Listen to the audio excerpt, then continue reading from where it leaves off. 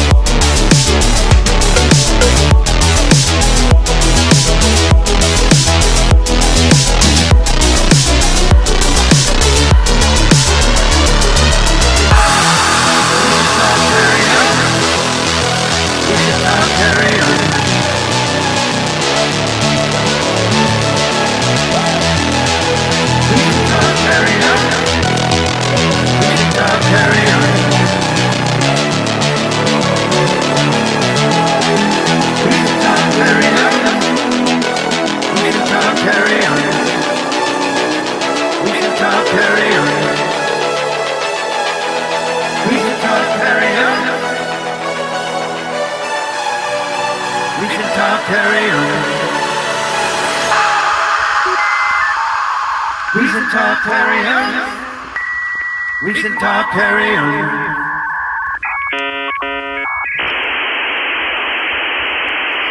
Hey, everybody, tune in to Recent Tartarians. Recent Tartarians. Recent Tartarians. Paka. Welcome back, everybody. I'm Andreas. Here's my friend Raphael. He just got back from like the hipster equivalent to Davos. I think that's pretty cool. And then we have a special guest, Alexandria. What's up? How's it going? Hey, nice to meet you. Thanks for reminding me. It's very wonderful to have you here. So maybe you want to explain better, because that's all I got. Hipster Davos. What was it really? I saw some really cool pictures. It sounded like a way less evil thing. Well, it was for sure like a hipster kind of like web alternative.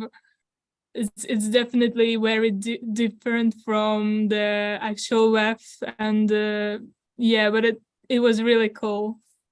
Yeah, It so was there's really like music festival or what? It was like No, so basically it's well, like not music, but I'm sure Rafa could explain it better. okay. yeah, so Alexandra, I guess, was invited last minute by another dear friend, Milos, whom I had met recently. He's gonna come on very soon. This will be equally interesting, let's say. Nice. So this, I just posted the link on the chat. It's weff.ch. So it's like the, in a way, alternative World Economic Forum, although I believe the acronym stands for somewhat different words. Already got a super chat from Planet X Hunter saying thanks for the grift. So thank you for the grifts, or thank for the grift, brother. Thank you. All right, there we go. That worked out. Let me pull up the website for this while you explain. Sorry. So this was started by Alec Gagneux in 2019, a really nice Swiss guy who's been into like, let's say, constitution stuff and all kinds of, citizen empowerment, responsibility, sustainability, and so on. And he's also been, I think, since 20 years actually going to the main actual Davos, just giving out leaflets in terms of, guys, you can't really continue like that and so on. And there's also some individuals attending there who attend the regular WEF as well, also just because they live in Davos, and that, of course, also gives some interesting synergies. I'm not going to go too much into the details here now, but let's just say that even some alternative people and some regular World Economic Forum people are mingling, actually, and there is, great potential, for good catalyst. And even Milos will talk more about this when he's coming on, but apparently also quite a few, let's say, globalist children, not necessarily being so much in line as, maybe Kissinger was, or however we're gonna frame that. I bet you that's what Kissinger thought about himself too. He was like, I'm not in line with what my parents thought I was supposed to do, But yeah, that's awesome. I mean, that's basically the plan, right? Interact with the conspiracy itself. Try to participate and make some sort of changes. But also, Alex, you just showed up out of the ether. Where were you from? How did you get here? What's your life story? Tell us more. Well, I'm originally from Russia. I'm from Lucky. Moscow, and yeah, I moved to Germany about a year ago. Actually, exactly 1 year ago, I moved to Germany, and I'm still here. Yeah, and exploring Europe, traveling to different kind of events, meeting people, and it's been amazing. Yeah, I miss Russia, but the Europe is just amazing. Yeah. Honest answer. That's a fair one. So what have you been looking to explore, study, or why did you explore the world? What are you up to? Well, I do explore mostly like abandoned places, some military abandoned places, which Wow. which is not that easy, because they're usually like very like protective of themselves, obviously. And I used to explore a lot of Russian underground, a lot of Russian abandoned places, and also not abandoned places, which got me in trouble at some point. So explain that more. So is it normal for Russian kids to just go going through abandoned obelisks and things, or what? Well, how'd this happen?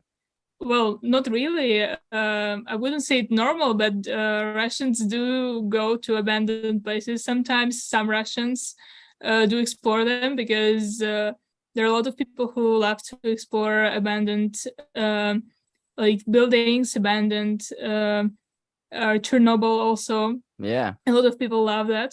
Yeah. So it's kind of a hobby for people.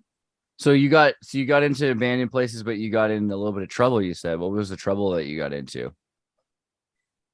Well, when you go in this military abandoned places, it's not really that what police likes. I mean, they don't like when you explore military objects, especially if it's not abandoned, especially. Yeah. And of course they think like you're doing something like something dangerous that could be danger to them, that could be dangerous to government, and they don't like that. They don't like when people got interested in these places.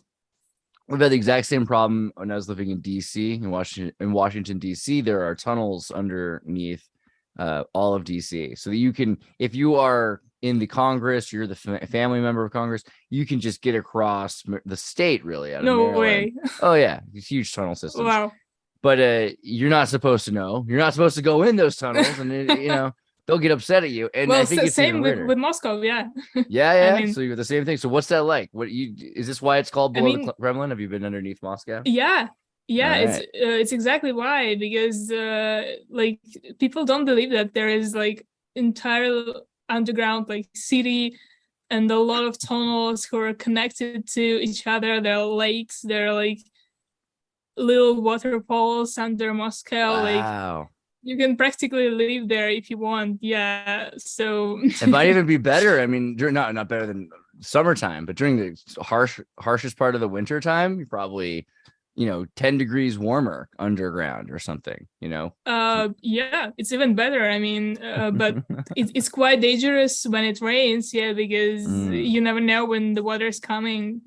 And yeah, it's quite dangerous because of the falls of ground, of water, and of stones. So and how old is it? Yeah. How old does it look like underneath Moscow? Does it look like it was built by the communists? Does it look like it was built by Putin? Or does it look like it was built by before Napoleon tried to burn it down? It depends where you go, actually.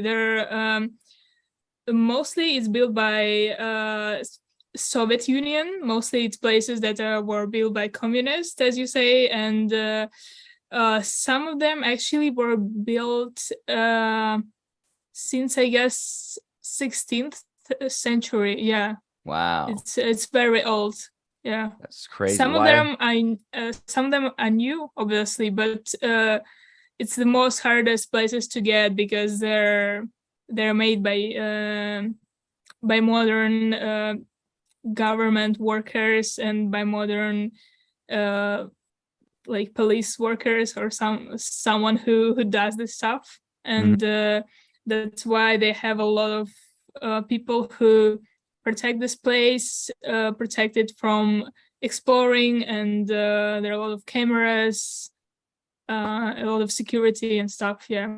Wow. I mean, so in America we have some of the same kind of things, but it's also confusing. I mean, we know for sure a lot of the tunnels were not built by the modern United States government. There are tunnels built before that in different places.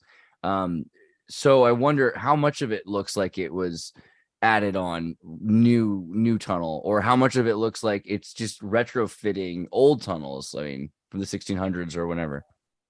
To be honest, it's mostly tunnels that were built during Soviet Union times, and they were mostly like used by KGB, mostly used by Stalin and the Soviet government during the Cold War, and yeah. And so in order for them to cross or be safe or something to cross around. Yeah, to be safe. Yeah. And also there are a lot of bunkers, a lot of obviously underground, very like deep objects that were built for the government to have connection to army, but still like be in a safe space. Wow. And how were these tunnels built originally? Does it look like they were built with big machines or with like just guys that were digging the tunnels? How big are these places? They definitely were built with machines. It depends on which tunnels, and tunnels that were deeply like underground, they obviously were built by machines. And yeah, it's quite like big tunnels. They have like large diameter, and yeah, you can't build that just with your hands. So when you say large diameter, is it like as wide as a room or a house? I mean, it's not just like a Yeah, it's you could drive a car through I it. mean Moscow has this underground like subway, so it's quite large. Yeah, underground subway for government, not only for people, the regular one, but also the one that is quite secret and that is used only by government. Wow. That's so interesting. They have it open. You guys openly know. So in America, we have secrets like this. We Like, don't know. Okay. It's like, yeah. So in America, there are all these secrets like, oh, maybe the government have these, secret roads or whatever. And in Russia, in the Soviet Union, you had secret cities that weren't even on the map. But now you guys have closed cities where it's like, yeah, no, Chernobyl exists, Pripyat exists. You're just not allowed to go there. But other kinds of versions of that where we admit that they exist. You're just not supposed to be there. So how did you how were you able to be there? How did you get in? How did you find your way into the tunnel? Well, I mean, it was all legal. I didn't like break anything. I just, I don't want to like get in trouble one more time. Yeah. And I mean, when you explore this kind of things, you like, firstly, you explore the documents, you explore the history of building these places. And it's quite difficult to find the connections because there are different maps from different times and you don't know which one represent the actual reality.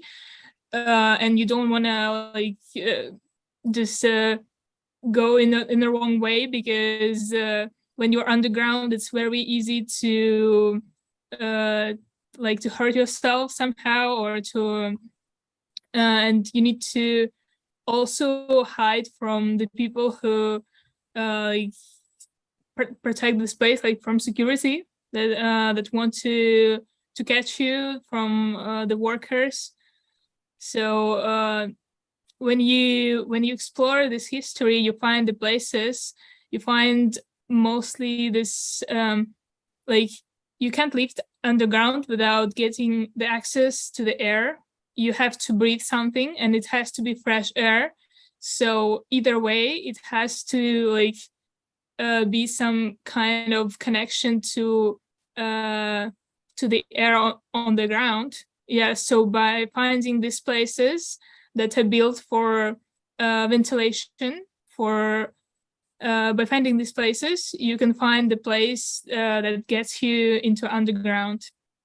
Wow. And so you said that sometimes you could run into somebody who's, some government worker or something. Did you ever run into anybody or did you almost run into anybody or? Well, I did almost run into the guys actually exactly under Kremlin. It was pretty scary because you don't want to run to anyone being under Kremlin. Doesn't sound like a good idea now. Yeah, it doesn't sound like a safe like a safe thing to do. Not a plan for the future. Yeah, and you never know who it is. It might be like other explorers who like just happen to be in the same space. It could be KGB guys. It could be like some workers who install the lights or something. You never know who it is. Yeah. Yes. So I practically ran into these guys right in the tunnel. I saw them at the end of the tunnel, like wearing some kind of black clothes or something. And I was like, no, I don't want to go there. I don't want to check who it is. I just want to leave this place and never come back. Oh my God. Wait, but he was at the end of the tunnel. So how did you choose the other direction or something? There's another way out? There were like tunnels that cross each other. Yeah, so I saw them behind the wall, like on the other tunnel, and But I they decided did. no, Did they not see you? I'm pretty sure they didn't see you. They might hear me because I was running away. I didn't want to like waste time or something. Yeah, they might Wow. heard me. Yeah, but I'm pretty sure they didn't. But you never know. Yeah. Gosh. All right. So then I have to wonder about these Soviet-esque former Soviet spies, Putin's new guys who are they were probably worried a lot of the time, genuinely, that there'd be, CIA agents or something that are trying to sneak underneath the Kremlin. But yeah, exactly. do they also assume that there's just a bunch of cool Russian kids that are just hanging out underground? I mean, do they know? I mean, they assume, right, that it's got to be a few of you. Well, I don't know. I just when you happen to be in these places and you get caught, it's usually a lot of trouble because obviously police want to interrogate you, and they obviously want to know who you are and why you're there. And well, it's especially during these times, it's just like I don't want to seem like some kind of agent who exploring these tunnels and Right. and passing the information to whoever. I just Me? love the abandoned places. Literally, you're Yeah, informing me all about the tunnels thing, but well, I'm informing you only about the in general stuff. I don't tell you the locations. I don't tell Right. you nothing illegal. So yeah, That's true. I mean, every Russian secrets being passed here. I think every country we know have governments have their secret tunnel systems. You go on the History Channel will tell you about the tunnel systems, probably even more. But we do have this idea of security. It's another thing. Right now, it's all about security, and you can't secrets are disappearing, and people are so afraid. But around the world, do you think that? Do you think that maybe Russia's a little bit justified in being concerned about its own security? I mean, there's so many people that are that you hear all kinds of weird things. Everyone's against Russia in the media. It seems like there's a lot of prejudice against Russia. Do you think that that's true, or? Well, nowadays there are really a lot of people that's are against Russia for obvious reasons. And there is no wonder they put extra security on this secret places, and no wonder they want to protect themselves, because I mean these tunnels lead under Kremlin. If I can get there, whoever crazy person could also probably get there. I mean, it's not that I'm not that kind of trained person. So yeah, if it's easy for me, I mean, it would be easy for crazy guys. Right. So there's concerns there. They're concerned, obviously, and they've been concerned for a long time already. For the past, I guess, 5 or 7 years, they've been putting extra security. Every year, it's been harder and harder to get underground and to get to these places, and they become more and more secret. They did more and more laws that set more and more restrictions. So at first it was just if you get underground and get caught, you just tell the police I won't do this the second time, and they will be like, okay, just go home. But then they got some kind of warning if you got there, and now they could give you actually a jail time for doing that. It depends where you got and how angry was the police. Yeah, in America we've got a lot of similar circumstances, right? Because there are the people that were crossing the tunnels sometimes were abusing the use of the tunnels, and this was connected to human trafficking, or some people that were just out of sight, out of mind, could hide and go underneath the US DC tunnels. But we don't know how many tunnels there are, right? Because we've had separate governments in the United States, including the Confederate government. We've had corporations build tunnels. We've had so many different people build tunnels. And then there are theories that some of these tunnels are even older, right? And we know that we have natural geological tunnels that have formed from flumes. So we don't know where all the tunnels are. We don't think. Where maybe someone's started to figure it out. But do you think that the Russian government, I mean, you're saying that they're making it more difficult to find their way into tunnels. Do you think that they have a pretty concise map of their tunnels? Do you think that they know their tunnels pretty well?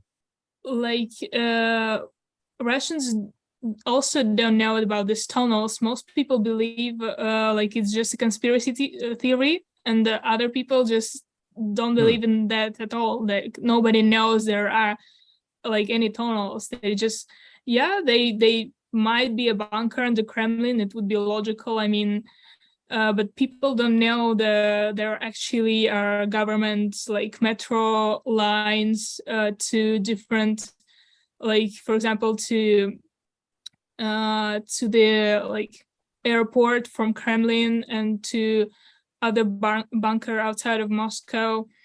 Yeah, people don't know that they think it's conspiracy, and obviously I don't know if government even has this map of like all the tunnels that they have underground. They might have a map like of new tunnels that he built recently. But while I was exploring, there are like a lot of old tunnels and a lot of Soviet tunnels. Like most of the underground objects were built by Soviet people. So yeah, I guess they could easily have lost some of, they might not know where every tunnel is. Yeah. I mean, yes, so it's very similar. Russia's gone through Yeah. several governments and several corporations, and several different people have built things before that in the 19th century. For Peter the Great had a number of important architectural projects. So yeah, it would be really hard to know where all the tunnels are. But another question, and this is like a way weirder one: how about alien life underground? What about, or something like that? Maybe that's a little bit extreme, but do you think that maybe there's something that lives underground? Like we have this story about alligators in the sewers of New York. Do you have anything weird? Wow. Do you have anything weird that lives in underground in Russia?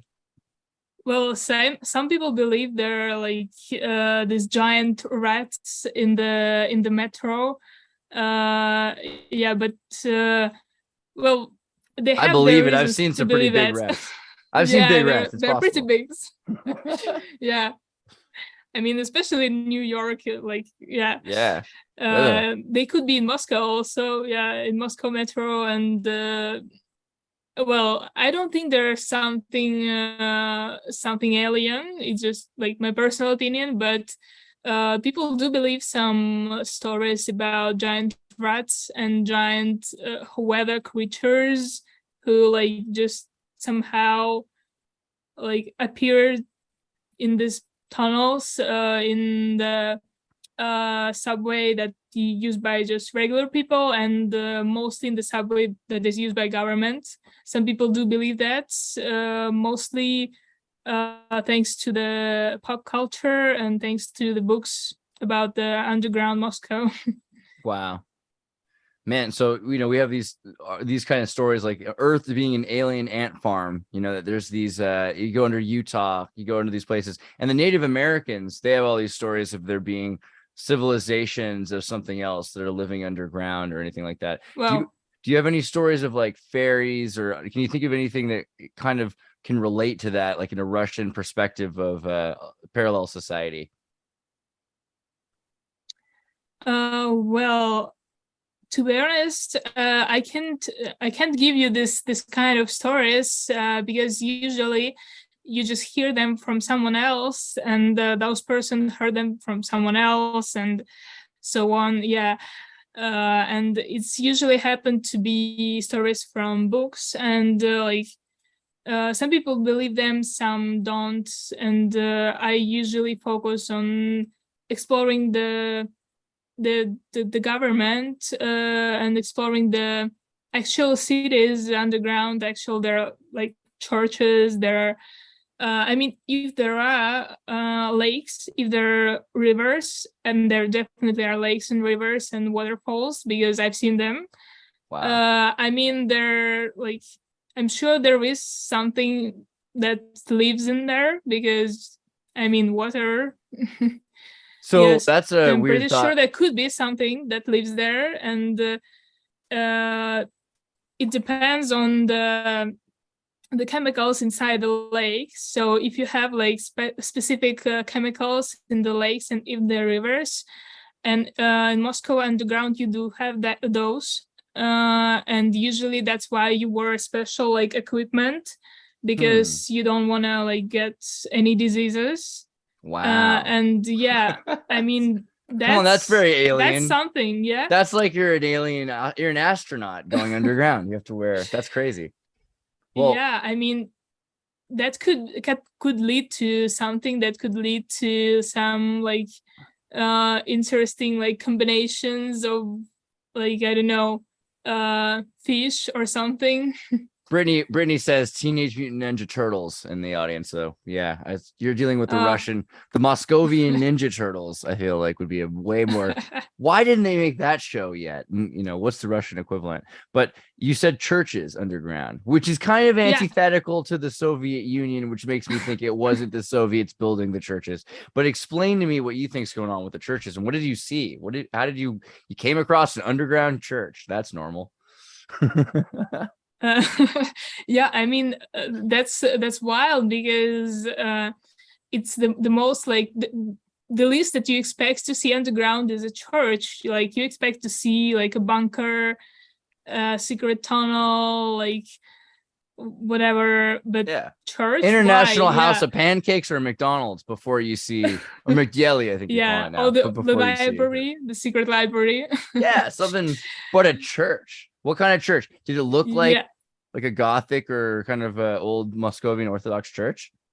Well, it kind of looked like a Gothic a little, but I'm not sure like how do you like different kind of churches. Yeah, I'm not an expert. Did it remind you of Soviet brutalist architecture or not? Did it look like not at all? Not at all. There you go. That's the weirdest thing. It wasn't like in the Soviet style. Weird. So it's almost like underground. There's a Tartarian church that was buried in. That's amazing. I would just very briefly like to bring up a reference. That makes me think about Masons. Oh yeah, right. We'll get into the Masons. Hold on, Raphael. What were you going to say? Bring up this page. I will pull up this page. Just as a reference, and I just checked out the official history. So you know, there's Stephansplatz or Stephansdom in Vienna city center, which is like the center, you know, officially of Vienna. I remember. And you have this Virgilkapelle, and you can just scroll down, and there it says a museum of the Middle Ages. Scroll down a little bit more. Yeah, Museum for the Middle Ages, and then just read the first sentence.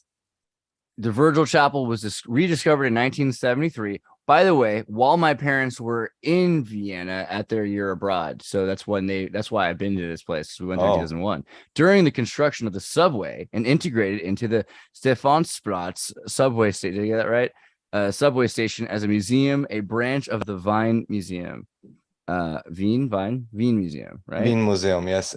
So the other thing, I'll show you one more thing and then I'm done.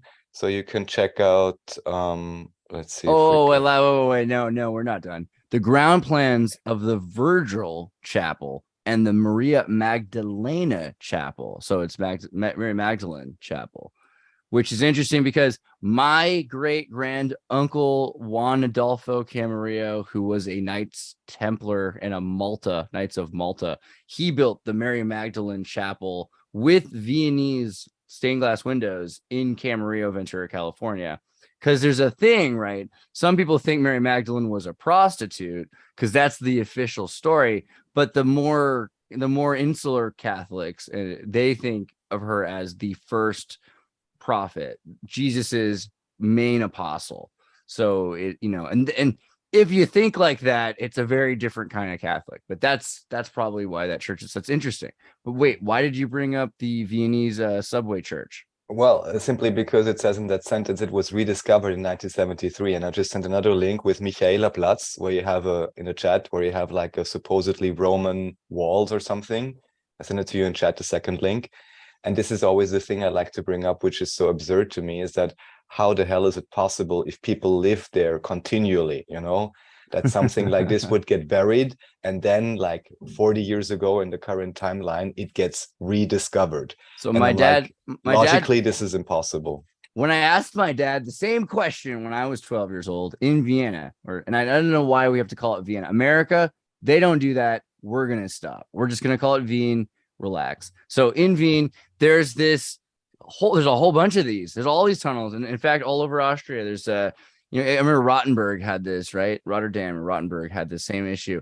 And it was because there was a plague, allegedly. This is what they told my dad when he was in school. And so they just buried over the whole city, basically. And so you're walking on top of, an entire level where the houses and everything that were collapsed for the poor, some of the more wealthy buildings are still there, but they're supposed to be that literally everybody died and they just paved over it and we're standing on top of the past. And that's, I doubt, true, but that is what they say. That is what they told him in school, in college, that they're supposed to be, they just walled it off after a plague and said, we're never going back. We're just going to stand on the roofs of this. But it just seems kind of impossible, right? Like, that's a lot of work to build a brick road on top of the houses. The real issue is it's without a complete reset, it's totally impossible to just forget about something you have in your own cellar. I mean, what is that kind of logic? And one last thing, then I go back to you, Alexandra. Send your last link by Dr. Heinrich Kusch, who's like a, I guess, respected researcher at the university. And he discovered this document from about 1490, I believe. And, oh, interesting, what he basically shows is a document from like a bishop in about 1490 writing to all the farmers and basically telling them, dear farmers, oh my God, we found this crazy black stone, which they rediscovered, put it in the cloth, put it away. And everybody now, all the farmers in the county or something, or within the jurisdiction, now make sure to bury your underground entrances, like a deliberate order, making it seem normal. Everyone has these underground connections. And then he's ordering, oh, we're scared of this. There's this black stone and whatever else. And now bury all the entrances. And there's many. He's discovered many, many of those entrances. So, yeah. I mean, it's crazy when you start looking into different tunnel systems all over the world with different entrance systems. And then you start to find how, I mean, again, with America, how they'll cross. You have these long tunnel systems that'll take you from Washington, D.C. to New York City, to Minneapolis, I mean, through Ohio, all these, it's insane. You can cross the country. Do you think that, I mean, it would make sense, right? Do you think the Soviets would have wanted to have the same thing? What do you think? Yeah, I mean, exactly. We have the same thing in Russia, because like there were different bases in different cities, obviously, and one of the bases was under mountain Yamantau. There was a huge bunker, and many people believe this tunnels leads to this mountain. But it would be quite hard and quite, it would take a lot of time to build this tunnel. So, well, I do believe some tunnels leads to another cities for sure, because, there's like documents that show that orders from Soviet government to build the tunnel or to set lights there or to send there more machines or equipment that is needed there. But about this long connections to different cities, it is quite hard to build that, but I'm sure they did build some connections because they can do that, and that would be really convenient for the government to have connections between cities, and especially between military cities and military bases. Here's some of the tunnels underneath the city I'm at in Minneapolis, and wow, there's so many of these with train systems and everything. But the thing is, they were finding, okay, some of these are obviously built more recently, and then some of the other tunnels are built in the 1890s, right? In the 100, 200 years ago. It looks actually really similar to the Russian tunnels. I mean, that was my question. Yeah, does it remind you of it? Wow. They do have like this similar structure. I guess they were built quite like in the same times. The Russian government and the American government were building the tunnels like practically the same like time. Well, so what's weird is some of these tunnels America can't remember building and might have been built before America at around the same time that someone might build a Gothic cathedral, right? So my question also, I kind of want to ask you a bit more about that Gothic cathedral. You said, I mean, underground, walk me through this. So you come up across a cathedral. Did you get to go around it or look at it, or how much of it was obscured by the being underground, or how much could you see of it? Well, it was like really, like it was I would say it was like around 20 or 30 square meters in total, and it was around like 15 meters high, and so not a little tiny thing. It's not a tiny church, it's not a tiny place for praying or something. It was like a literal church that was underground, like not in Soviet style at all. And did you you couldn't go inside? You couldn't go inside or anything? You could go inside? It was just I could get in. I got inside, and there was like I mean, it was underground. It wasn't like it was like literally in the ground, underground. It wasn't like a building. It was just like a cave or something, but inside were this like I don't know how to describe, like the whole church, with the walls and stuff, but not in a Soviet style, and it wasn't like a separate building. It was like a building inside a cave that was like with the walls and stuff. I've been to so many of those. I was trying to find my example of the Spanish cave church that I was at just this summer or last summer. We're being topical. It's probably 3 summers ago now. But they've got these churches that are built into the sides of caves all over the place. And when you go inside, they look even like caves that have icons on them. Did it look like a cave on the inside, or did it look like it was carved out like a church more, or was it kind of a cross between both? It looked like a church. It didn't look like a cave. It looked like a church. Yeah. So either it was buried or it was built inside. Yeah. It has like 2 options.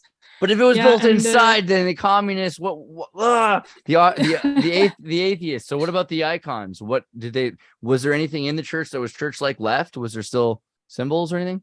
It was like almost empty. There were like chairs made out of wood. Like the pews, the multi-person pew for the multi-seats, the bench? Okay. Yeah, exactly. The pitch. And just nothing else. It had some like had design in walls, but that was pretty. But like the crosses were gone.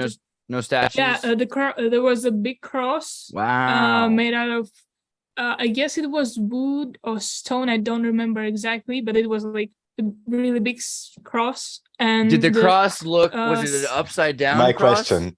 Yeah. What were the proportions of the cross? Was it a normal Christian cross, or was it like a equal? Raph and I are like at the edge of our seat. Like this, like equal. It was equal. It was an equal cross? Because sometimes, okay, so if you have like a cross that is above, I'm not doing this right. I don't know how you're gonna do this. Hold on, just a picture of a cross. Let's just make this work. Yeah. You keep talking. I'm gonna find a picture of a cross. 1 second. Yeah, I mean it's really weird because I have been exploring the secret like communities of Masons, of other communities that like people say that they recruit people in Masons. Yeah, and I was really interested in their history because, I mean, they could have used these places. Was it like this? Yeah, Or was it kind of like this. was it like upside down? You know, like did No, it was not like upside down. you, Okay. you showed in the first time. Yeah. Okay, so the right proportions, because the Catholics Yeah, the have right a thing where proportions. they have a thing where Saint Paul was crucified upside down. I think that's right, and so they have, because he was crucified upside down. Sometimes their crosses are upside down. So we're Yeah, trying for example, more just very orthodox. briefly, in the Virgil chapel that I showed earlier, maybe they painted it later, but there's like an equal cross, so it's like a Templar cross, which they have Mhm. on the walls. And another thing, funnily enough, I've recently been to a castle in Austria, and in one of the rooms, like not really the basement, but like kind of, well, whatever, larger room apparently is used, also full of chairs, and there's like literal Templar flags with some strange names or something. Mhm. The flags that look, they're very recent, so it's Oh, like some sometimes kind they of have a Templar.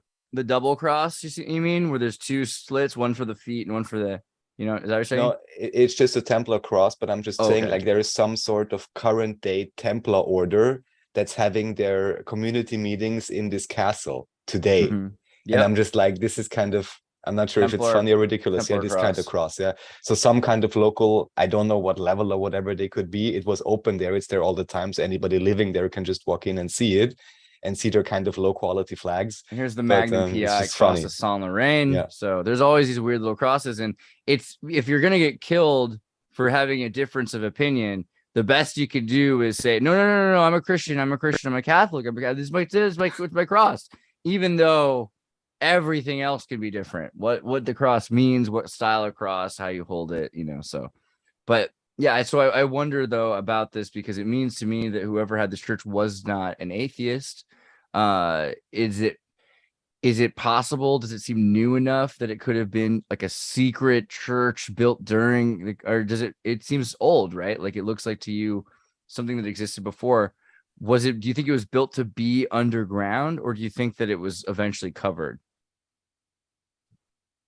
Actually, I've seen these questions in the chat, and Oh yeah. they asked about if there were windows, and there were no windows. So that possibly means that it was built underground, or it was supposed to be underground, like from the beginning. Nice. Yeah, which is like pretty interesting. Like, why would they want a church underground? I mean, yeah. Seems Can't like a you just superstitious. use the regular one? I mean, just underground, it's a little too close to hell too. It's like if you're superstitious, Yeah. What is your It's not the place that you want to place a church. I mean, unless there's a reason. Like, it's not your territory. But there's also stories of like, so the Peruvians and the Native Americans have these stories of there was like an apocalypse, there's an Armageddon, and then they had to live underground for a century after a reset, right? Like a great reset that's coming. So do you think that maybe there are people that were trying to live underground for a period of time? So it looked like it might have been, habitated by a number of people, or does it seem like it was always kind of a small number of people? Well, that's a possibility, but I don't think they lived in these tunnels, in these churches, because it's too new to be used by the people that were hiding from something. Mm-hmm. So it was definitely built in like the last 1,000 years. Yeah, so it's too new to be used by someone who was hiding from something from the outside, or decided to live underground. Yeah. Man, yeah. But that's an interesting theory. We have some pretty weird, have you heard of Anatoly Fomenko? He's a Russian. No. Actually, no. A Russian chronologist who he says that basically everything that we understand about the calendar from the West, from the Catholics and from Germany into America, all made up. And basically the Catholic Church has doubled the amount of years. And from the last, Jesus was 1,000 years ago, not 2,000 years ago. But because the Catholic Church needed to make it look older, so they could take away marriage rights from priests with the pseudo-Isidorian decrees, and they made all these hoax papers and everything, they've doubled the timeline. And so Anatoly Fomenko's gone and said, hey, here's an example of the lunar Arabic calendar matching up with the Russian calendar into the 1920s before we switched to the Gregorian calendar. And we can prove that these kings and these death days go to this period, not twice as far back. So it might be that the apocalypse we think of as being 2,000 years ago is 1,000. Just to make sure, you're saying that the switch was only 1920? For Russia. Russia into the 1920s. I think it's like 1928, 29 that they started. Supposedly, this is also, calendar. at least according to one interview, this is the time still when flat Earth was being taught in the US. So interestingly enough, so it is interesting. Also, there was a Soviet calendar that they tried to build, and it's based on the Gregorian calendar. So when people talk about the Soviet Union changing the calendar, changing the amount of days, they were saying let's have a 6-day week with all kinds of weird stuff that they were trying to build in the Soviet 1918 to 1928, when they realized we're just going to have to align our calendar with the West calendar. And so much of it was erased. But people you have to remember how radical Russia was in 1917. It was a very radical place. It was hyper radical. They were like, marriage, ableist bourgeoisie pastime. Let's all just be people, right? I mean, so it was a little bit more anything goes at that time. And they're like, let's just look at all the calendar dates and see if there's anything that adds up. So I don't know. So the reason I bring up that idea is just because if Russia had a culture that was erased, just like the rest of the world was erased within the last 1,000 years, then it would change our perspective. If we're thinking, oh, well, yeah, this is it's within the last 1,000 years, but that's too new for what we believe to be history. It might not be, because it might be that everything happened within a more recent period of time. But so do you think that the world is run by the Masons, or do you think that there is a group of people that are, is there some group of people that are all getting along somewhere and they're doing a good job? Actually, just to insert this question here to the both of you, because I talked to Alexander and was asking about the jurisdiction. Okay. Because we also spoke about how you can get into trouble if you go underground. And I was kind of asking, is it because of the evil Russian authoritarian state, or is it because of just their own, deep state underground faction? Or even Andreas, they're just trying to keep you safe from lizard people, man. They're like, don't go over there. Exactly. So would we assume that each country on some level has jurisdiction over their own underground? Can we assume there's like super special black access projects in every country that manage the underground and are like a secret group within, deep within the government structure? How would you conceptualize this? I'd be curious. Alex, you first. That would be very interesting. That would be very interesting to I'm sure there is a special jurisdiction for the underground projects, because I found a few companies that are called in a very weird way. They have this name that organization that operates on special programs for the president of Russia, and what kind of name is that? The organization that runs special programs is what is it? I mean, and there's tons of these organizations and these weird names that you don't know what that means. What do you do, guys? Do you build places? Do you do some military stuff, or do you research something, or what? What is your jurisdiction or whatever? What are your projects?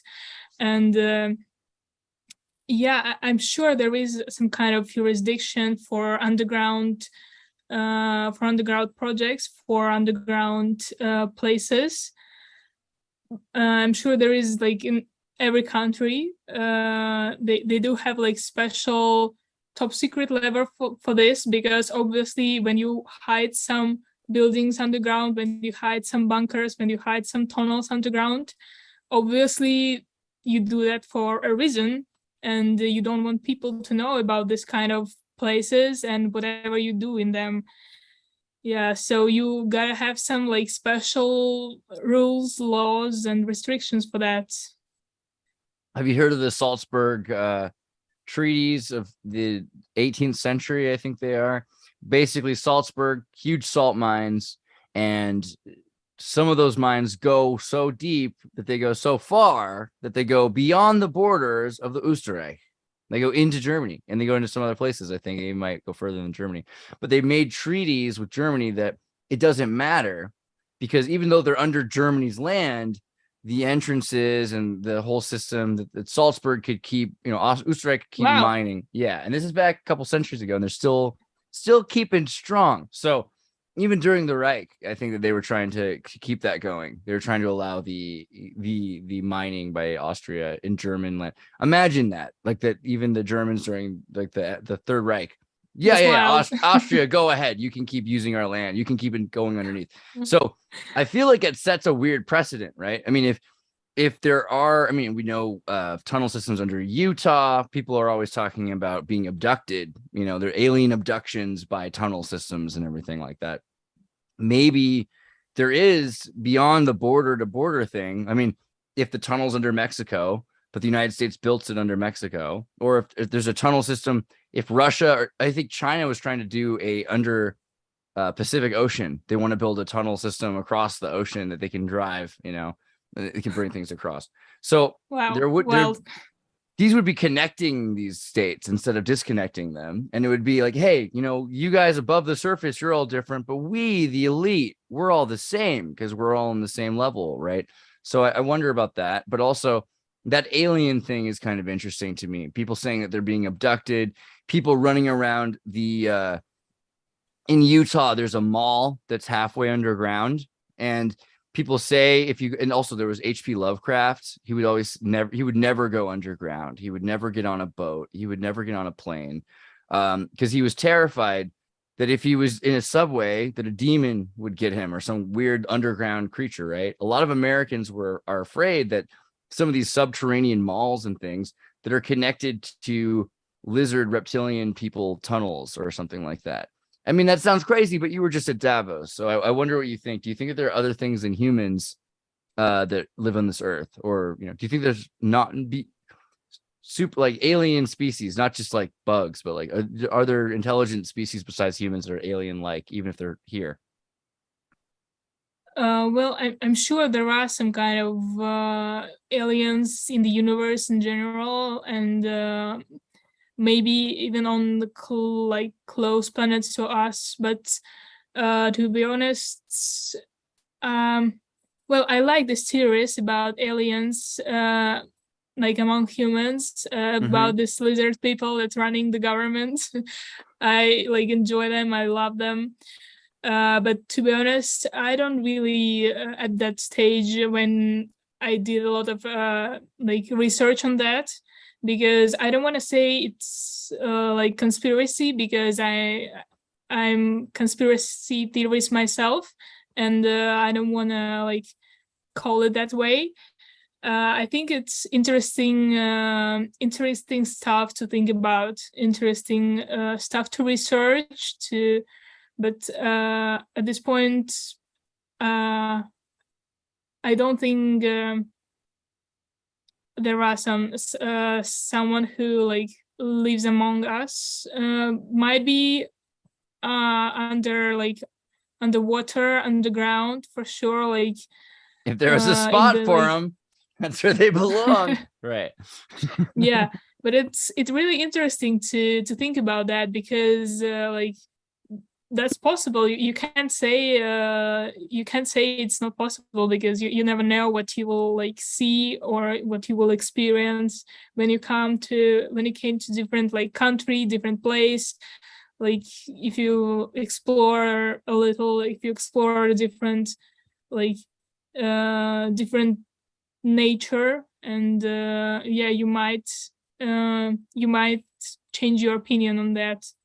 Yeah, I mean, it's interesting to me, the idea of humanity having because the Soviets were so against religion and God, but I don't know, were they that against alien? And do you think that there's any sort of a logic to that whoever the governments that we have today, they seem to be fighting a lot right now which to me says they're not always working together. I mean, but alien comes up a lot, right? Like the Soviet Union was talking about UFOs. Putin's talked about you. Well, I don't know if Putin himself said this, but the Russian Federation has talked about UFOs. Do you think time travel, I mean, or anything like that, is there some level where maybe we're interacting with ourselves or something? And that would make sense if it was time travel. You'd be underground because you wouldn't want to do the butterfly effect. That's why I would connect that. Yeah, wow, that's actually an interesting thought, and I do believe there is a time travel because, I mean, there's the time isn't linear, and you can just like everything is happening at once. At least that's what I believe. So we don't have past, we don't have future, we don't have we only have the now, the present. So I do believe like there is time travel because it will be at some point, it will like eventually happen, and if it happen, it means that it is connected to the past because you do travel in the future and in the past, and why I don't see a reason why not. Why haven't it already happened? We can't say that because it's possible that someone already built this time travel machine in the future and already got back to Soviet times or to present time or whatever time they decided to go and explore. Yeah, so I'm sure there is some kind of time travel, and there are a lot of people that say they're time travelers, and it's really interesting to read their interviews, to read their journals, because sometimes you see, oh, this guy is lying for sure, and sometimes you see something like, wow, that's quite interesting. Wow. Raph, what do you got? I know you're I just want to bring up the issue with time travel, and thank you for the, let's say, hermetic interlude. Everything is here and now. I couldn't agree more, Alexandra. Just in terms of the perception of time travel, the issue is, of course, if it could be that there was a technologically more advanced civilization recently or longer time ago, some things may appear as time travel just because in our mind we have this fixed idea of history, like what was possible to what time, and we never know what kind of other factions are there, however we want to call them, that just may have a different technological level, and then again may appear as alien, may appear as something. Dude, Nicole, yeah. What's Nicole Kidman, right? No, is that right? Is that the wrong one? Who's the girl who's in Eyes Wide Shut? This is so embarrassing. The redhead, Eyes Wide Shut, married to Tom Cruise. Somebody's gonna remember her name. Keep talking. I'll remember. Nicole Kidman, yeah. So yeah, I just looked it up. Yeah. Oh my God. See, because I was thinking Anna Nicole Smith when I was thinking about Nicole Kidman, and I was like, don't trust yourself. But okay, so Nicole Kidman, there's all these pictures of her recently, and they're like Nicole Kidman's freakishly ripped body, and I think freakishly is the right term, but she's super ripped. She looks like an ant person, right? An insectoid, and she says it's because she's been eating all this insects. And there's we've been covering this on my show. I know, Alexandra, you haven't heard this. You're like, what? Okay. People are eating bugs. Heard the bug thing. Davos, they want that. The big joke is we'll own nothing. It's not a joke. It's a Klaus Schwab quote, but it's a joke. We'll own nothing. We'll be happy. And then we're going to be living in pods eating bugs. Eating pods eating bugs. He didn't say it, but I'm pretty sure he meant it. And if we eat bugs all the time, well, right now, a lot of people are eating meat. They say, hey, the DNA from the cloned beef is repetitious, and we're getting a similarity between the DNA. Humans are getting cow DNA or whatever that is, which is whatever. But locust DNA, if humans had a bunch of insectoid DNA, how would that affect us or whatever? And we're already seeing it's changing the hormones, because it's making her super strong. But humans that were allowed to evolve underground, eating nothing but bugs, probably would look different, right? And so maybe we think, oh, that's an alien, but it's just a parallel civilization. Wow, that's an interesting thought, interesting theory for sure. It's probably crazy, but I mean, I like it. I like the idea that there could be simultaneous. And the thing is, it's not that we But there came is up some with it. logic in it. I mean, like Yeah, there has you some hear like us? Okay. something to think about. Yeah. The thought doesn't come from Raffermi. Actually, if you look up again, Native Americans and different tribes in Africa, they have these stories of insectoid humanoid races that live underground, and gods. They associate not necessarily gods, but superhuman deities, people that they live a lot longer than humans. They're a lot stronger than humans. They're not immortal, but they're super. An ant They that was just, the size I of a mean, human they would do. adapt. Yeah, so that's why they're different from us, and they think they're like have some superpowers or whatever. But for them, it's just their regular powers. But we're now eating bugs. I mean, you and I aren't, but I mean, I don't know. But there are people that are feeding people bugs. Do you think that this is going to lead us to a major mutation, or do you think that could change us as a species? I mean, if you do change your your food and you do change the way you live, like if you do major changes, I mean, at some point you will like evolve in something, or like you will mutate somehow, not you, but maybe your children. If you do change your lifestyle a lot, your children will probably have like different. Look at this. This is terrifying. Oh Wow. my God. That's weird. I mean, it's all right. It's really cool. weird. Good for her. I Yeah, don't I mean, mind, but the bugs. as long as she's happy. It's like, that's a lot. That's a lot to change. I mean, I don't know. So she's super ripped, and isn't she like 60? So are they saying you're going to live longer, be stronger if you eat bugs? You know what I mean? It's weird. Wow. Man. All right. So we're headed towards an era where humans are evolving and changing. You've been underground, so you're kind of an expert in the field that we're talking about, which is, and then also hipster Davos. So let's like fold this into that. So we're going to live underground. We're going to eat bugs. We're living pods underground and be happy. But We will pray in churches. yeah. So what do you think? That's all right. I mean, even for a Moscovian, they're like, ooh, a church underground. That's kind of cool. I mean, we weren't allowed to have churches above ground. So, I mean, that's sweet. No, in your lifetime, you've been fine. But if you're going to think about the future coming, you know, when you think of Davos, do you think there's a real concern for the world that they're trying to, do you think that there's really a reset coming? Do you believe in all that stuff? Well, there is some like major changes coming, and you don't need to be an expert. You don't need to be a genius or a conspiracy theorist. You don't need to be a politician to notice that there are major changes happening in the world, in different parts of the world, in Russia, in Europe, in America, and like this all this pandemic stuff, wars, and hunger, and you know, fires, and like natural disasters. I mean, something like something is changing, and something is changing on political level, also on the like in the European Union and in the United Nations. There is some like changes, like especially after the war started. They did some like new, I'm sure, some new like meetings. They made meetings, and they make some new agreements, and for sure there's like a lot of changes coming, and there are a lot of changes that already happened, but there will be even more changes, as I believe.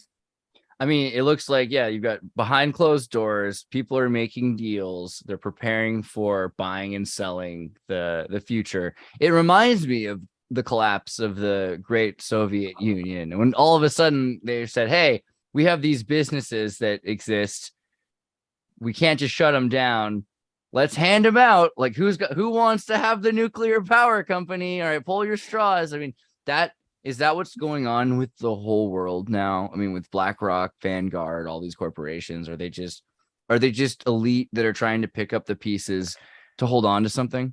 Maybe just one interesting sentence about BlackRock Vanguard. So supposedly, I believe this was a question asked during this conference. Everyone who speaks German, check it out. I hope there will be some translations as well. And he was asked about, I believe, the old and the new money. And he kind of said that the old money is mostly in Vanguard, but they are also the main investor in BlackRock, which is more like the new money. And then everyone can, I mean, BlackRock already is a Masonic term, I'd say. Vanguard, also interesting term, but there are supposedly many of the, let's say, family company, old money structures are involved, just as an aside. Yeah. And they, of course, as everyone knows, own like the, let's say, controlling shares of, the, how do you call it?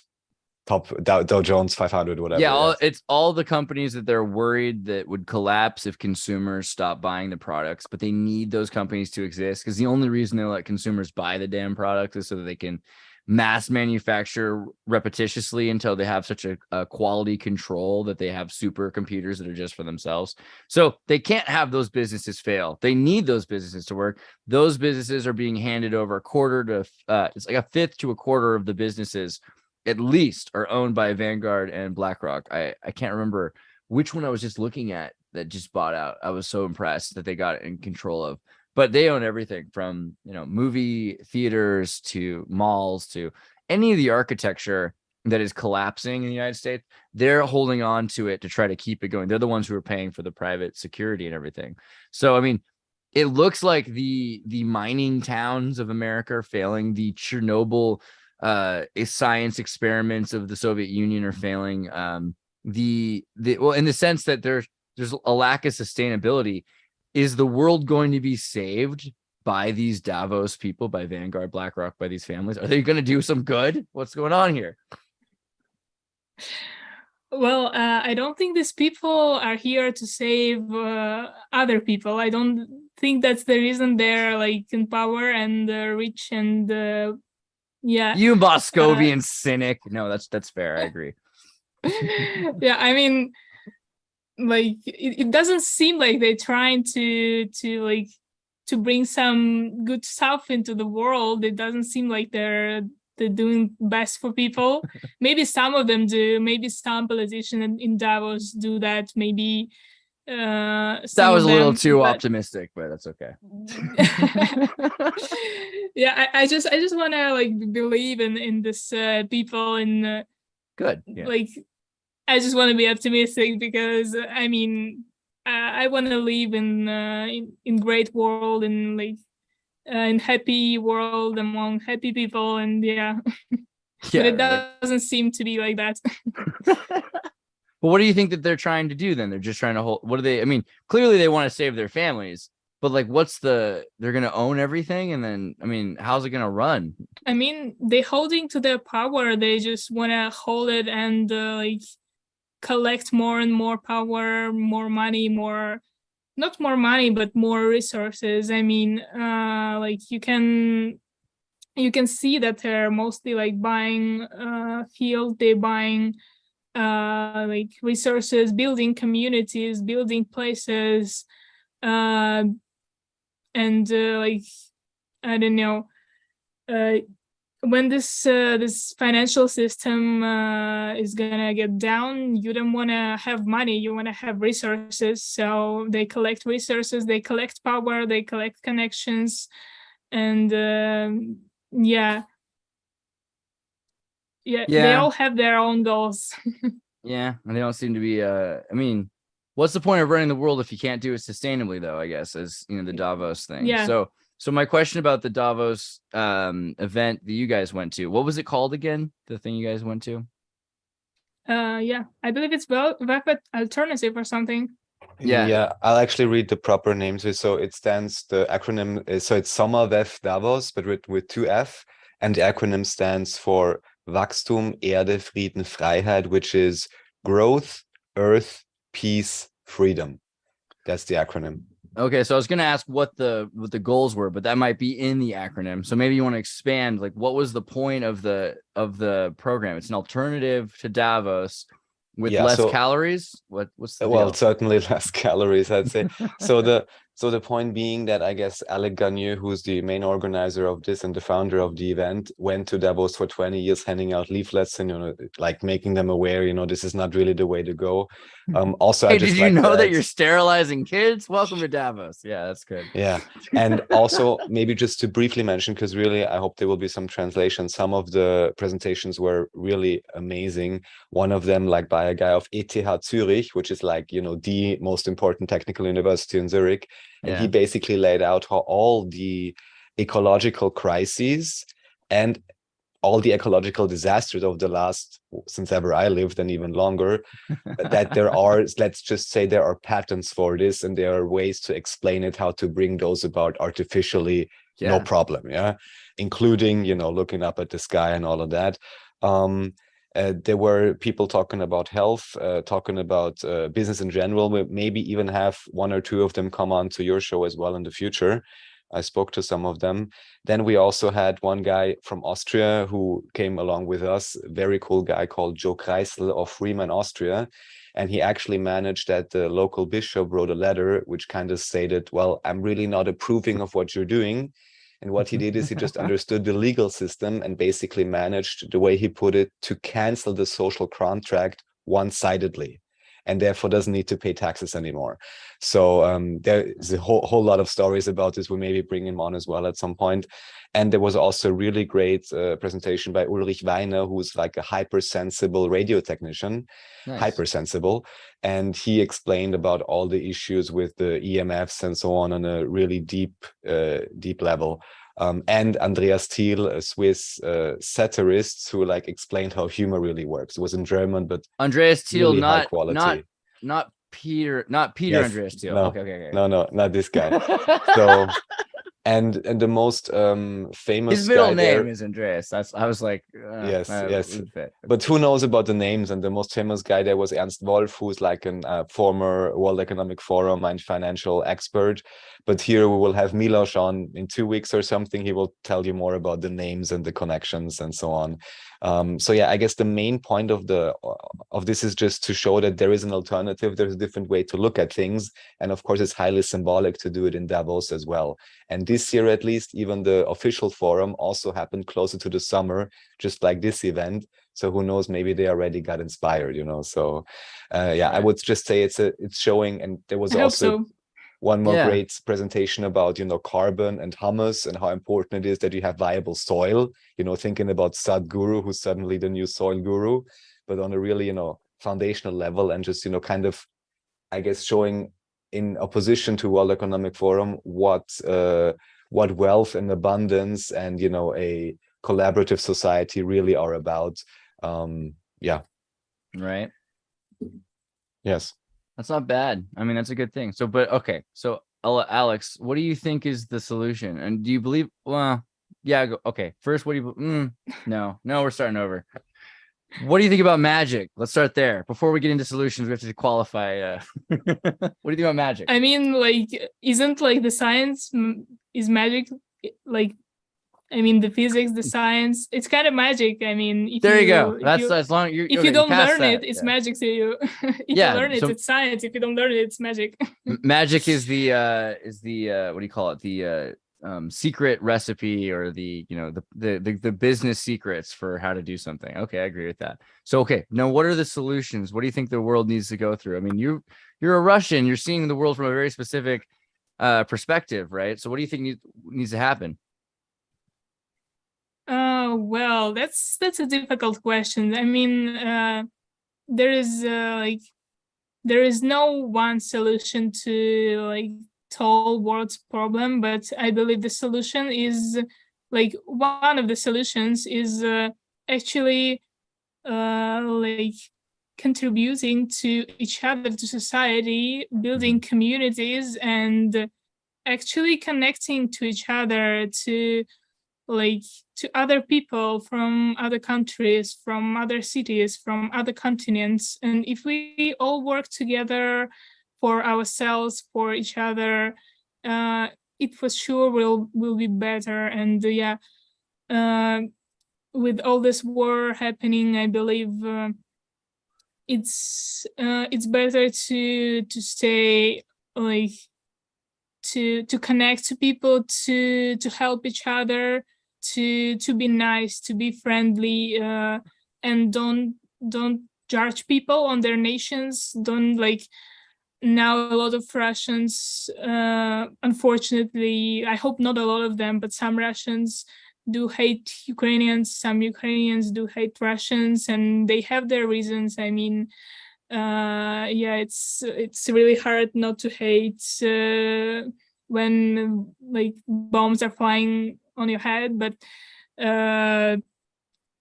like, I'm sure if you try to see good in people, and if you try to contribute to other people, to society, to community, it will become better for you, and it will become better for the other people.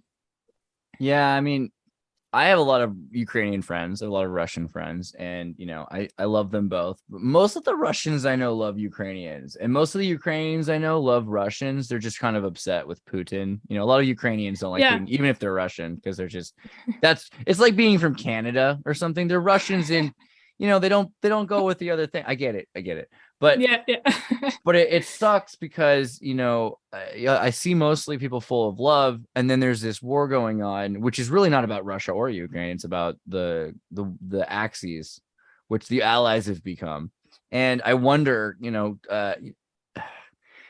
my colleague and friend Daria, who died recently, Dugin's daughter, where does that put us in the world? Sorry to hear that. Yeah, the whole thing is a tragedy, but it is what it is, because people are going to say, hey, well, Ukrainians are dying all the time. Why should we care about one intellectual Russian woman who has experience in the Donbass? What do you think? Do you think that we're able to sympathize, and where are we at? Like, are we going to be better off, or are we going to be worse off now?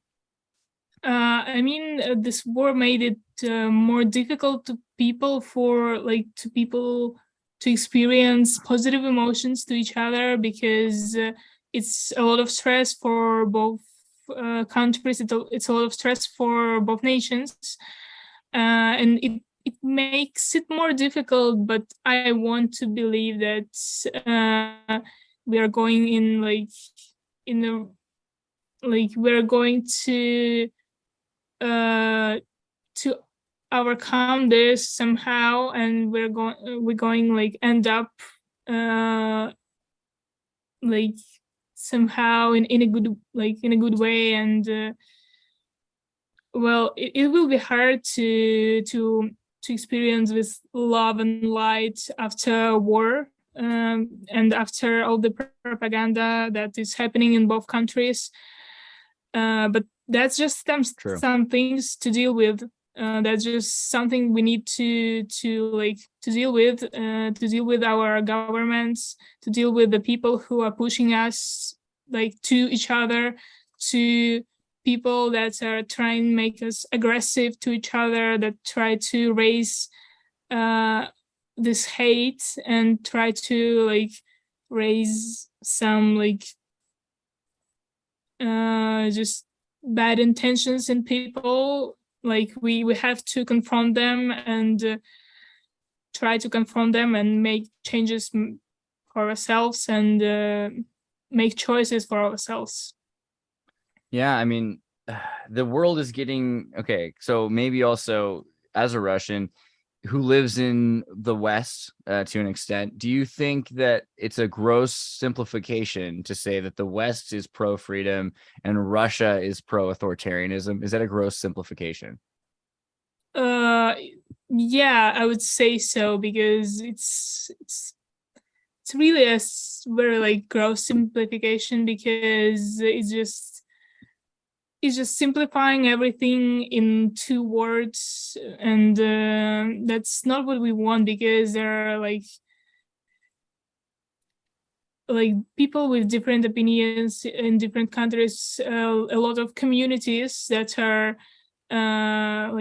have their own beliefs, and a lot of organizations that have their own beliefs, but they happen to be in Russia or in Ukraine, and they happen to be in Europe or in America. And if the country the government of the country has some like major like turning points or like ways they want to run the country, it doesn't mean that other people, that the nation like agrees with the government. Like mostly it's the opposite, actually. Right.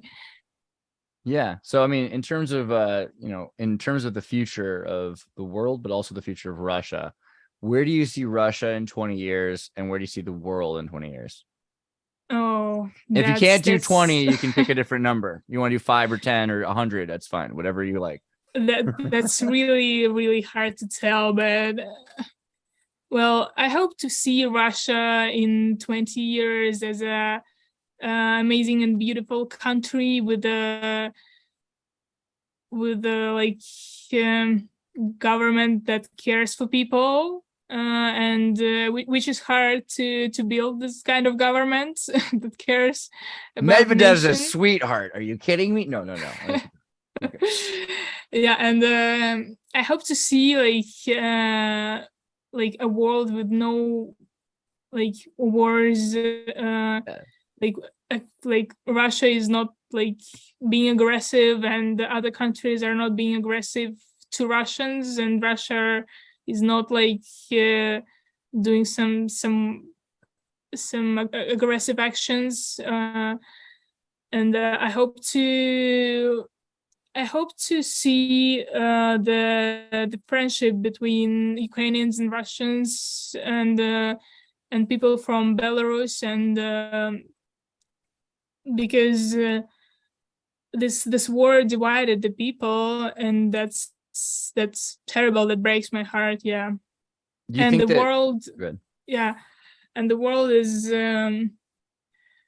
I'm pretty sure the world will like eventually like reach some turning point in a 5 or 10 years, and in 20 years it will be some like already like some kind of a new kind of I don't know, agreement between corporations, between nations and government. I hope so, at least. Right.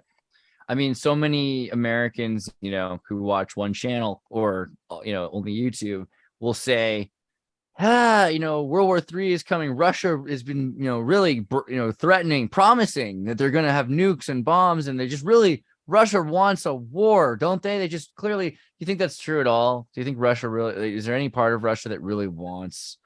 Nobody wants war. I mean, that's especially not what nuclear you war, want right? in life. Yeah, especially if it's nuclear war. And I mean, there is one person who probably wants war, but it's just one person out of whole nation. But unfortunately, it's the most powerful person that we have in our country. Yeah. All right. And he doesn't want war, but he wants more power, probably. He wants more power, and that's that could be a reason for another war, which I hope won't happen. And I don't think we're like facing the nuclear war here. We should be concerned about the possibility of nuclear war, but I don't think we're facing World War III. I don't think it will happen. Well, at least with nukes, because it's just too much. I mean, even the government understands that, and I hope like all their jokes about nukes and all their threatens to like they be threatening each other and like comparing like this amount of nukes that they have. I mean, that's really just, I hope it's just a game for them. And I hope they understand that it's too much. I can't help but like the entire time we were talking about this like insane megalomaniac, maniacal, seditious Russian who's the most powerful Russian. I couldn't help but imagine of Pavel Volya. I think that's what you meant, right? The comedian, the young comedian, right? Is that wrong? I don't know. This is the guy who wants total war, I think, in all of Russia. Well, yeah, I know him, but I don't think he wants war. I hope not, but yeah. I just think that's funny though, because we're always like, oh, you know, I'm Russia. Sure, I'm sure, yeah. There's. He doesn't want war. There's. No. He wants a sandwich and some sushi.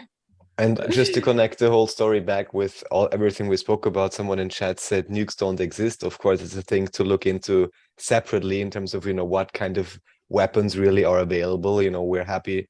God, I gotta take this moment to say, like this is something I shouldn't do because it's gonna offend like 16 people who love Ken Wheeler. But Ken Wheeler, he might know words that exist. You know, I think we were talking about you know, like dielectricity, and so he's used these buzzwords, and so everyone's like, oh, this lighting expert who's into photography, he said dielectricity, which is so great because, you know, we haven't heard that word in like 10 years or something, right? But it's just, I feel like we give him too much credit. Okay, I feel better now. I'm done. Go ahead. Sorry.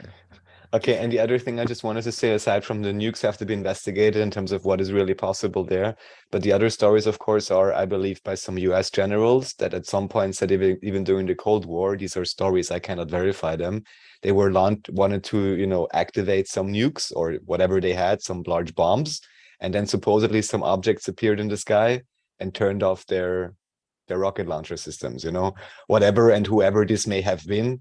Of course, I don't know. But somebody who studied Eric Dollard, because Eric Dollard is cool. All right, keep going again.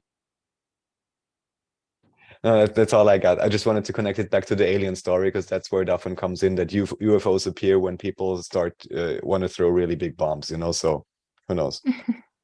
Right. Doing crazy stuff. The reason I brought up, you know, and I tangented on Ken Wheeler and Russ and Eric Dollard, who's legit, is because he talks a bit about splitting, the idea that you can't split an atom. He tries to pretend that a nucleus particle is not an ionized proton. He says a proton is not different than a neutron, which is kind of like saying that a bird and a man with feathers are the same thing, you know, things like that. So there's a lot of confusion right now about the idea of splitting an atom, because I noticed the real problem is when people look at pictures and diagrams, they think that those little green dots that the electrons are P's, that they're literally just packets that are going, which is not at all true. You've got you create a sort of a field, an electromagnetic field. And so the electromagnetic field, even if the things are spinning or you have an alternating current that goes one direction and goes the other direction, the field exists, which is pervasive. So as long as there's an electronic field, then there's energy being exchanged anyway. But the idea that these are packets instead of densities or torsion densities, that's the confusion. I know that's a complete non sequitur. Last night I was trying to deal with some Ken Wheeler stuff and I was like, ugh. I guess overall we should just always be aware that almost always we are dealing with models, and models are always simplifications. The map is not the territory, as Jim, who I hope is going to come back soon, likes to say. So just Jim, mind ourselves. I love Jim. Guys, everybody say a prayer for Jim. Jim needs prayers. He needs to be back on our show. I don't know. I think he must have had appendicitis. So pray for his appendicitis. I think he'll feel better soon. But okay, Alex, I really appreciate that you're taking the time to answer these questions. And I was going to ask you if there's anything that you think really the world doesn't concern themselves enough with that you're concerned with. What's like the thing that you're like, why people should really be thinking about this more? I think worry. People should really be thinking more about, I don't know, building a better structure around like better government structure, better like society structure, and to be aware of things that are happening that directly affect them, because most people don't care about politics at all. They don't like, they just know who is the president. They know like a few politicians, and they just happen to say that all this politics, I don't get into that, or all politicians are bad or something, which is like kind of seem to be true sometimes. But I think people should really be concerned about the things that directly affect them, and the major like companies, the governments that are making decision on their behalf and that are making decisions that affect their lives, because a lot of things are changing and happening without even our consent.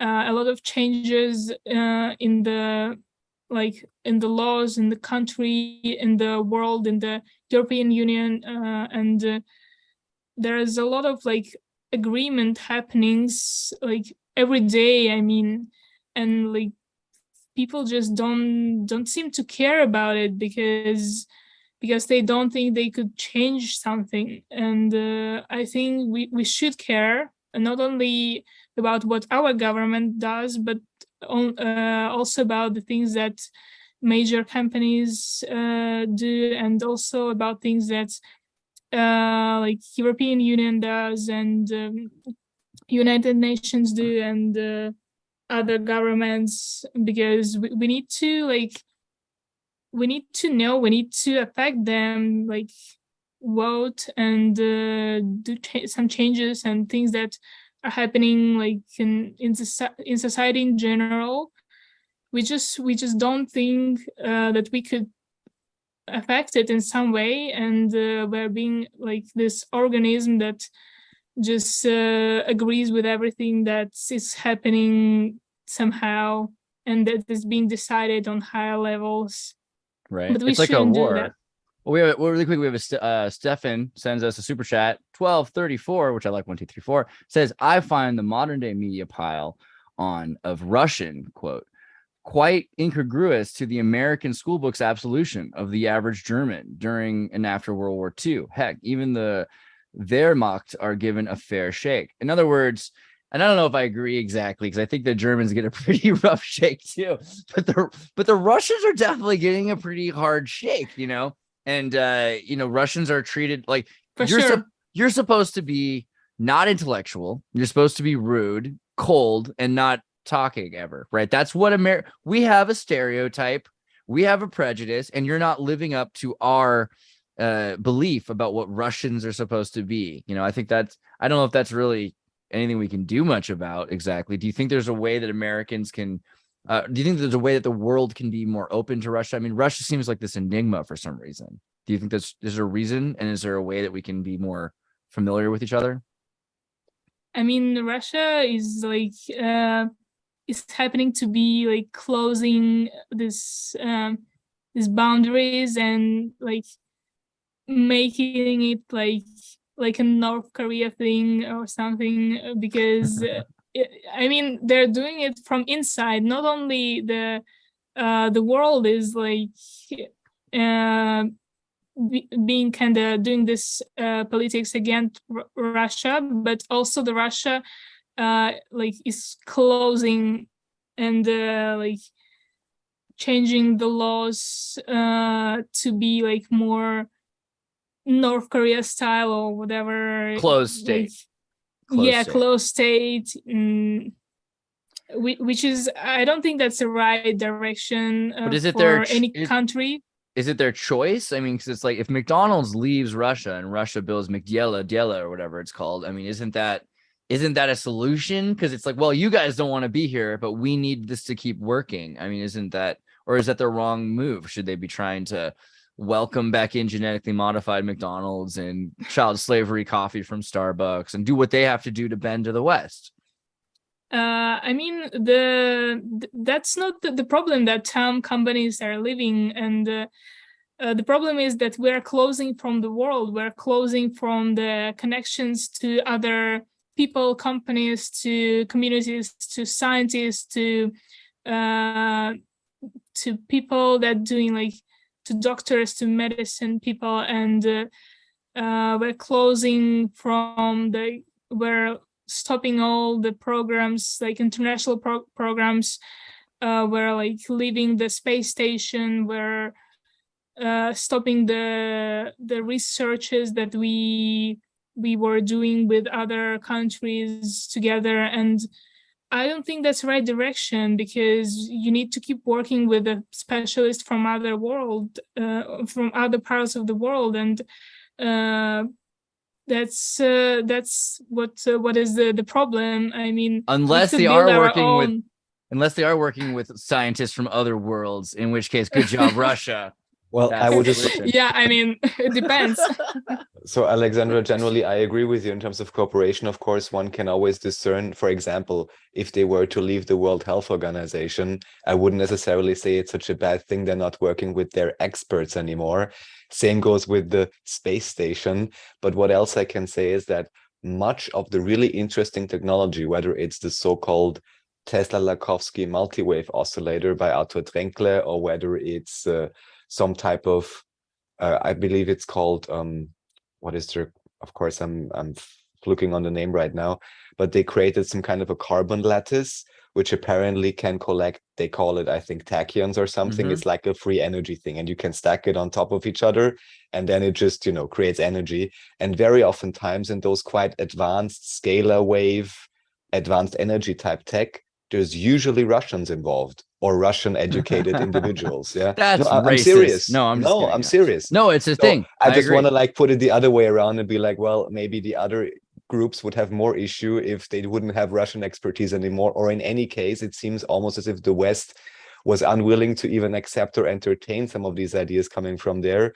because they're too advanced or something. I don't Right. know. There's or that I show. also, or maybe it's just the Russians fleeing to the West because they can't do it in Russia either. I don't know. Yeah, I just want to put Russians it get out to there do a lot of that stuff. I know The Silicon Forest and everything. That's the thing. So all these secret cities are now closed cities. They still exist. Russia's still working on all this stuff, but there's a lack of consumerism driven products, which, you know, big deal, but no, it matters because America can make we can spy on Russia better because we sell more cell phones to China and get China to make them. If it weren't for the fact that so many people were buying all this crap and that we could continue to make the chips better and better and better, you know, that's why we can afford to make this tech. And Russia's like, okay, well, we're not going to waste all of our money building all this nonsense.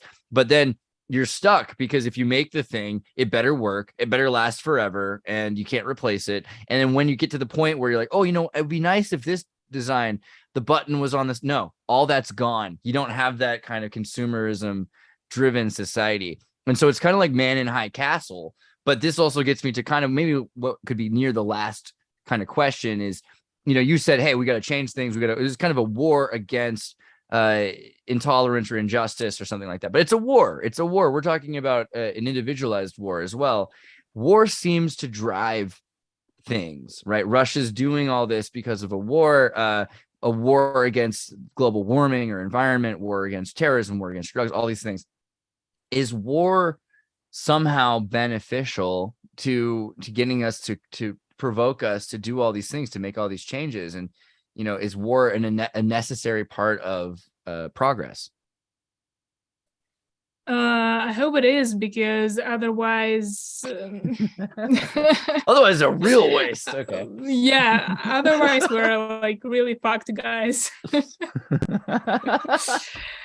Yeah.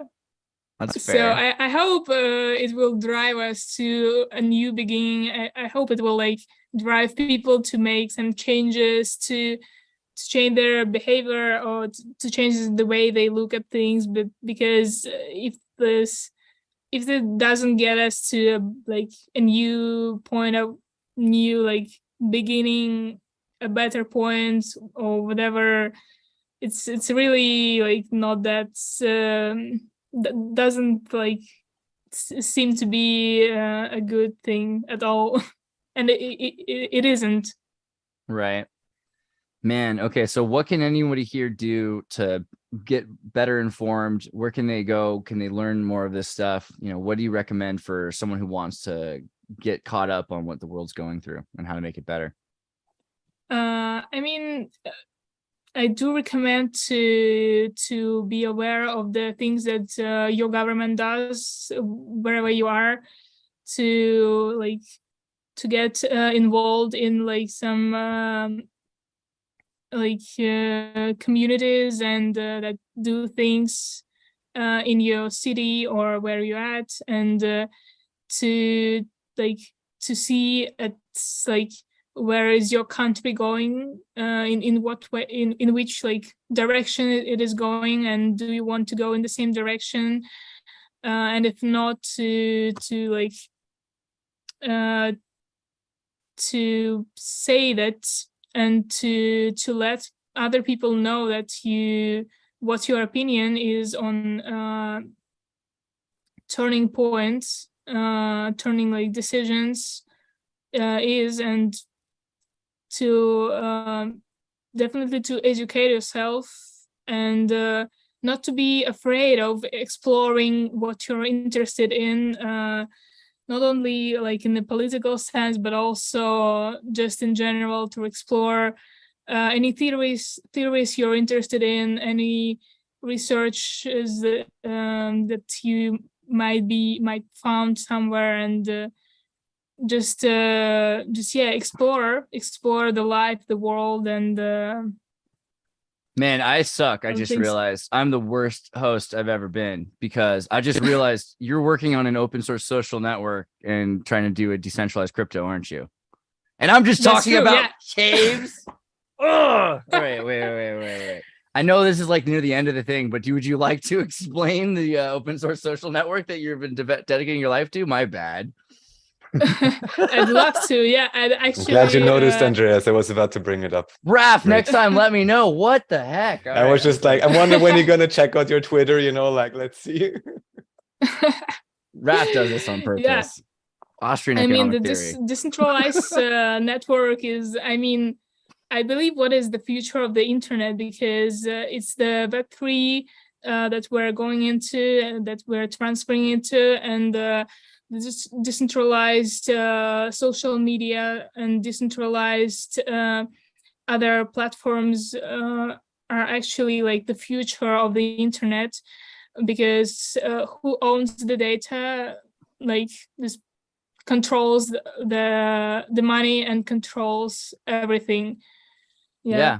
And So I how's want to your make like people a safe space where they can own their data, not be afraid of like some kind of big companies collecting the data and safe space in making America commercials. means something else, but I get what you mean. Yeah, exactly. That's good. Yeah. Yeah. So, but what's the name of your and, social yeah. network? What's it called? Or do you have a name yet? It's Agra Network. AgraNet.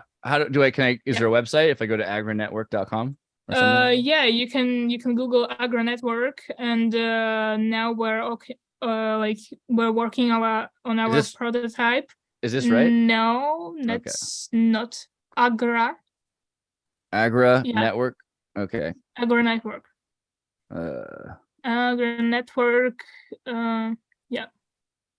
Private Agar. It's not going Agra. Agra. You can put agranetwork .info. AgraNetwork. And you'll go directly to our website. Yeah. Boom. We're now working on our beta version. Yeah. Very cool. We have the beta version ready. We're testing it, and I hope like next year it will be already like a functioning platform. It is already a functioning platform, but next year it will be like with a full and you're going full metaverse functions. Yeah, we definitely will, because why not, if we can. Well, I'm so sorry that I didn't ask you about questions like this earlier. I'm going to have to talk to you in private more and connect you with some of my friends from Element, Riot, FOSDEM, Matrix Protocol, and also with the guys who do Chordal. I'd love to talk about that, and I'd love to connect to all the people that are interested. Yeah, this would be great. And then, because then really quickly, cryptocurrency, you're saying that the money in the hands of the people is cryptocurrency going to be related to the Agra network that you're building? Yeah. For sure, yeah, because we're gonna use our own cryptocurrency to circulate in the platform, and I believe the cryptocurrency also is like the future, because like nowadays your money are not yours, it's your bank's money or it's the government's money, but with crypto you have all the keys to the wallets, so when you have money, it's actually your money. Not the banks or governments. That's awesome. Yeah. So is it going to be run on Bitcoin? You're going to have your own token? Is it going to be like Ethereum based? You can build your own thing? What's your plan? We're gonna have our own coin. Nice. And it's going to be built on Avalanche. So Oh, cool. yeah. Wow. That I feel so dumb. I appreciate that you're telling. This is great. That's awesome. Well, I mean, that's Thanks, cool. So, thanks for your feedback. Yeah, I mean, I love talking about caves and underground. yeah, I just feel because like usually I should have known. people ask me about crypto, which I also love talking about, but not all people love this underground secrets or whatever.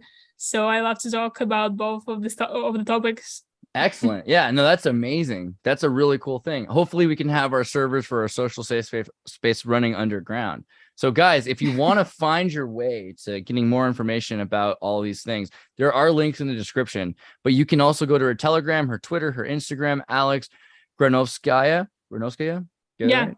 Okay. Yeah, that's right. That's I'm in every social media on this, like Alex Granovskaya. You can find on Instagram, Twitter, Telegram. It's the same username, and you can contact me, talk to me. I'd love to talk to more people, connect. If you're interested in underground, or if you're interested in top secrets or like conspiracy, Right. or crypto, especially if you're interested in crypto, in decentralized social network, I'd love to talk to you.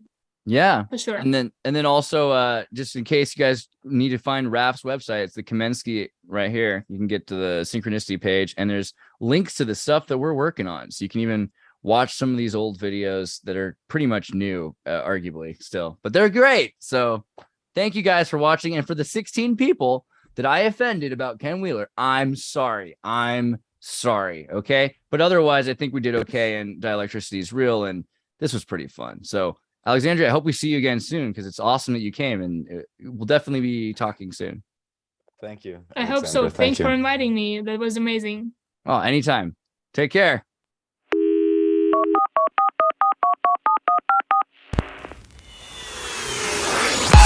Hey, everybody, tune in to Recent Tartarians.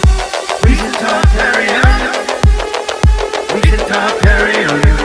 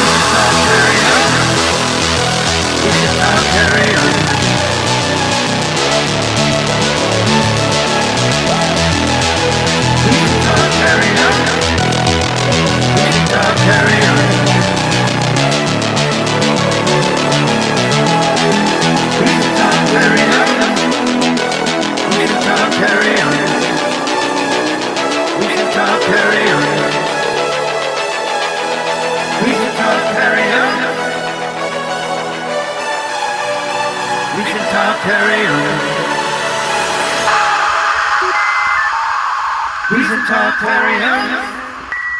Recent Tartarians.